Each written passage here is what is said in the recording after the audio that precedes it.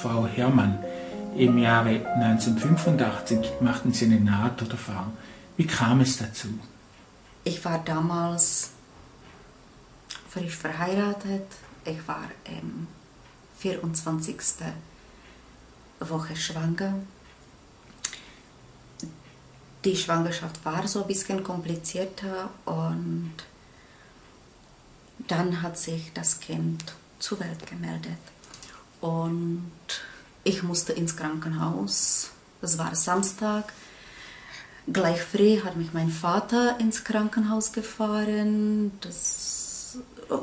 weil diese Schwangerschaft nicht so leichten Verlauf hatte, war ich in der Zeit bei meinen Eltern, weil mein Mann gearbeitet hat. Und mein Papa hat mich ins Krankenhaus gefahren, dort habe ich gleich die Infusionen bekommen und die Spritzen und die Medikamente, Beruhigungsmittel, etwas damit die Wehen aufhören. Der Tag verlief ziemlich ruhig, ja, ich habe viel geschlafen. Es sah alles auch ziemlich gut aus. Und dann irgendwann nachts, die ganze Station hat schon geschlafen, habe ich halt ganz einfach ein bisschen Bauchschmerzen bekommen. Ich habe gedacht, ich brauche zur Toilette. Habe ich auf die Schwester geklingelt, sie kam mit Rollstuhl, hat sie mich zur Toilette gebracht, aber da habe ich schon gemerkt, dass das Baby ganz einfach unterwegs ist. Dann hat sie mich mit dem Rollstuhl gleich zum Kreissaal gebracht und da hat sie mir geholfen auf diese Liege, aber da war das Baby schon draußen. Ich habe es in Händen gehalten. Und dann hat sie die Nabelschnur getrennt, überall hat Blut gespritzt und da war so, für mich war das alles zu heftig, zu schwierig. Ich habe eigentlich auch diese Nacht ein riesiges Glück gehabt, weil mein behandelter Arzt, es war vertretender Chefarzt, hat an dem Tag erfahren, obwohl das Wochenende war, dass ich im Krankenhaus bin. Und er war am irgendwelchen Tanzabend und er ist nachts ins Krankenhaus gekommen, ganz einfach bei mir vorbeizuschauen und er kam genau in diesem Moment. Ich sehe ihn vor mir so, ja, mit weißem Hemd, mit diesen Tanzball-Sakko, Hosen. Er hat ganz einfach nur Gummihandschuhe genommen und hat mir gesagt, ich kann schreien, ich kann keine beruhigenden Medikamente bekommen, weil ich schon genug an den Tag bekommen habe. Aber diese Blutung war ganz einfach zu dramatisch und die Plazenta ist da drinnen geblieben. Und ab diesem Moment habe ich das ganz einfach, das alles irgendwo von Decke beobachtet. Sie waren da plötzlich außerhalb des Körpers. Diese ganze Situation, dieser Schock, dieser Blutverlust, ich war aus dem Körper. Mhm. Ich habe auch von da oben zugehört, was dieser Arzt gesagt hat, dass das ein Mädchen ist und dass dort Malformationen sind und dann noch viele andere Sachen. Ich lag da in diesem Kreissaal. Es war am Nacht zwischen 12. und 13. Januar. Die haben gelüftet, dort war eiskalt. Unter mir eine Decke, über Bauch auch so eine Decke. Die Krankenschwester hat meine Hand so schön zart gestreichelt.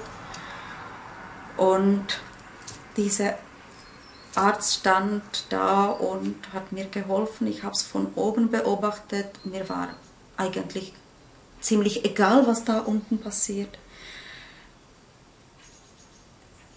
Ist zwar komisch, weil das mein Körper war, ja, aber das hat mich nicht interessiert, weil neben mir lag diese Kiste mit sehr viel Zewa und da lag dieses Baby.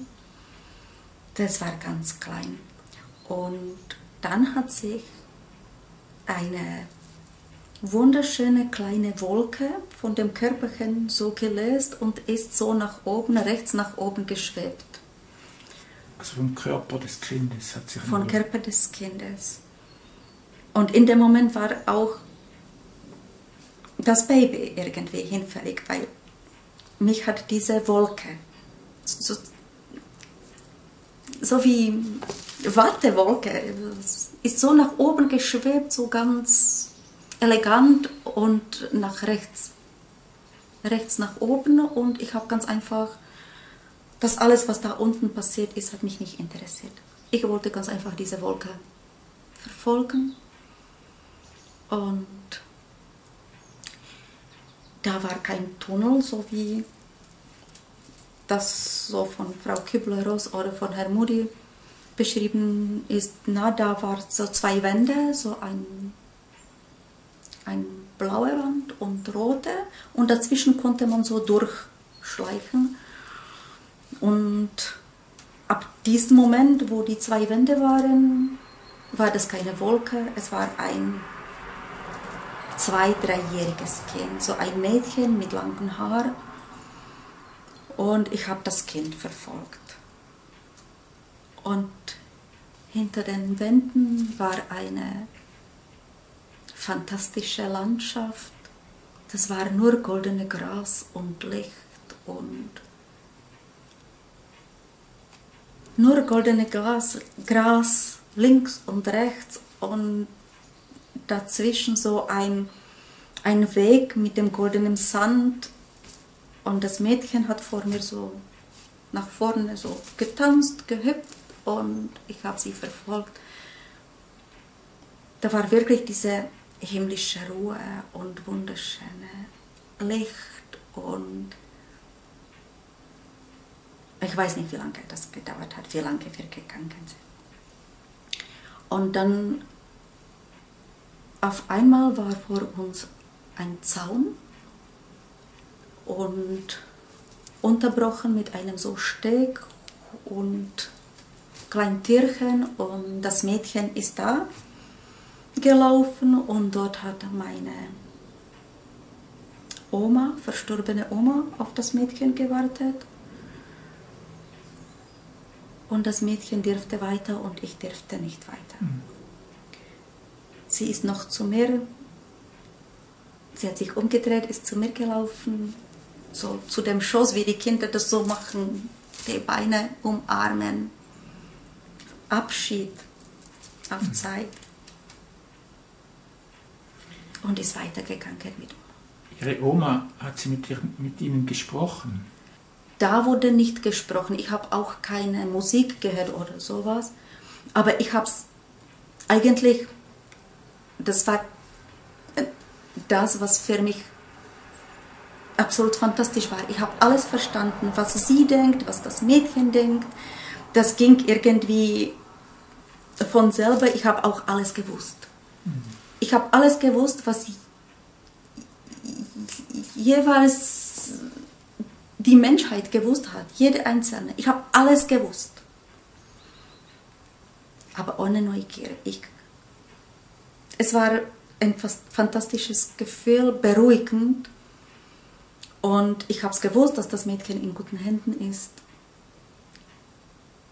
Ich habe es gewusst, was war, was wird. Ich habe es alles gewusst. Und das ist aber auch ein Grund, warum ich keine Angst vor dem Tod habe.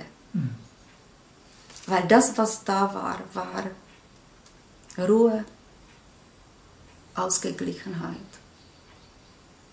Liebe, Verständnis.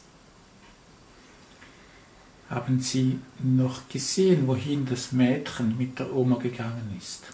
Oder ist es einfach aus Ihrem Gesichtsfeld entschwunden? Dort sah man keinen Boden, das war ganz einfach Licht. Keine Gegenstände oder sowas, die sind ins Licht weitergegangen. Wie sind Sie zurück in Ihren Körper gekommen? Das Letzte, auf was ich mich von dieser Nahtoderfahrung erinnern kann, ist, dass das Kind sich zu mir angewandt hat und ist zu Oma gegangen und dort ist. Dann weiß ich nur, dass ich nächsten Tag aufgewacht bin.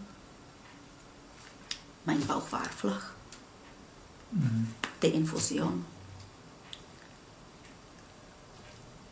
Mir wurde nur gesagt, sie haben das Kind verloren. Ich habe die Spritzen bekommen. Weiß nicht, 4 oder 5 Tage bin ich noch im Krankenhaus geblieben. Dann durfte ich nach Hause. Ich bin eigentlich zusammengebrochen. Damals war auch keine psychologische Betreuung. Aber mein behandelter Arzt hat mir noch 3 Monate Zeit gegeben, bevor ich zurück in die Arbeit musste. Ich war bei meinen Schwiegereltern in Gebirgen, wo nur alte Menschen sind. Ich konnte keinen Kinderwagen sehen, ich konnte keine schwangere Frau sehen, keine kleinen Kinder. Ja, und in der Zeit habe ich gedacht, okay, die Heilung ist irgendwie, ja, ich habe es geschafft. Aber da habe ich ganz einfach Gefühle dicht gemacht. Ja, auch auf das alles, was ich gesehen habe, habe ich damals als Traum eingestuft, eine Fantasie, sowas passiert nur den anderen, aber mir nicht. Und für mich war das unrealistisch, ja. Was für eine Auswirkung hatte diese Nahtoderfahrung auf Ihr Leben? Damals habe ich wirklich dicht gemacht. Alle meine Gefühle habe ich auf die Seite geschoben, weil es ist wirklich sehr traumatisiert, wenn ein Kind bei Frühgeburt stirbt. Und noch dazu, okay, heute sehe ich das anders. Ich durfte dieses Mädchen auf dem letzten Weg begleiten. Das heute sehe ich als riesiges Geschenk, dass ich diese Möglichkeit bekommen habe. Ich habe dann 2 weitere Kinder zur Welt gebracht. Ich habe vorwiegend Vollzeit gearbeitet, Haus gebaut. Ganz normales Leben. Aber die Gefühle sind auf die Seite gegangen. Und dann, wenn ich 2011 diesen Unfall hatte, meine Kinder sind schon groß gewesen, ich habe die Möglichkeit gehabt, das noch einmal zu erleben, mit allen körperlichen Erscheinungen von damals. Das war Gott sei Dank in einer psychosomatischen Klinik, wo ich eine sehr gute Betreuung hatte. Nicht von allen, aber das, was ich hatte, hat es vollkommen gereicht. Ich konnte das akzeptieren, dass das Kind ohne meine Verschuldung starb. Ich konnte meine Nahtod akzeptieren, dass ganz einfach so was passiert. Ich konnte mich von dem Kind verabschieden, was damals nicht möglich war. Frau Herrmann, Sie haben gesagt, Sie seien später in einer psychosomatischen Klinik gewesen. Ist das eine Folge der Nahtoderfahrung? Indirekt. Ich habe 2011 einen Unfall gehabt und das hat sich ganz eng mit der Nahtoderfahrung verbunden. Weil ich diese Nahtod verarbeiten durfte. Dann auf einmal habe ich mein Leben von absolut anderer Perspektive gesehen. Und das, was vielleicht schon damals passieren konnte, wenn ich nicht dicht gemacht hätte, ist jetzt passiert und ich wollte ganz einfach nicht so weiterleben, wie ich gelebt habe. Ich habe mich von meinem Mann getrennt. Ich habe Umgebung verlassen, wo ich 20 Jahre lang lebte, mein Freundekreis. Kurz nach diesem Neuerleben von den Nahtoderfahrungen habe ich eine neue Technik von Malen entdeckt und das hat mich eigentlich so begeistert, dass ich das, was ich jahrelang davor gemacht habe, ich habe Kunstschule gemacht und als Kind und Jugendliche und junge Frau habe ich gemalt und das kam jetzt wieder mal und das hat ganz einfach mein Leben vollkommen verändert. Nur die Kinder sind da geblieben und Mama. Von meinen alten Freunden sehr wenige. Ich male die 4 Jahre lang, ich mache spirituelle Gespräche, ich mache jetzt meine Ausbildung zur Heilhypnose und Meditationen. Das hat eigentlich überhaupt nichts zu tun mit dem, wie realistisch und bodenständig ich noch vor 10 Jahren war. Mhm. Ja. Frau Herrmann, herzlichen Dank für das Gespräch. Danke, gern geschehen.